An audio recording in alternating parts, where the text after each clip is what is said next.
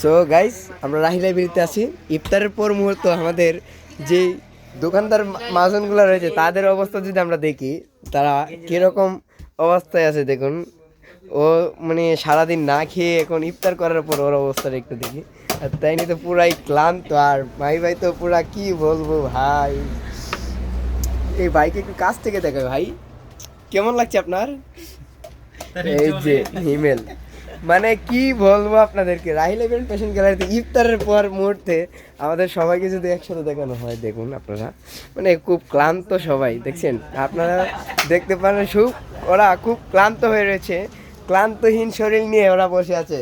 এখন যদি একটা কাস্টমার আসে তাহলে আপনার মতামতটা কি হবে, মানে আপনার মেজাজটা কিরকম হবে? কাস্টমারে কুক খাওয়াই দিব। দেখছি গাইস, কাস্টমারকে কুক খাওয়াই দেবো। ভাই আপনার পরামর্শ কি? কুকাওয়া ফ্যান চালায়া আপ্যায়ন করবেন। হ্যাঁ, কুক খাওয়ায়া পেনশন আপ্যায়ন করবেন না। হ্যাঁ ওই ভাই, আপনার মতামত কি? আর এদিকে আমরা ইমেল ভাই লাস্ট ইন্টারভিউ, সেম অবস্থা। ওয়াও।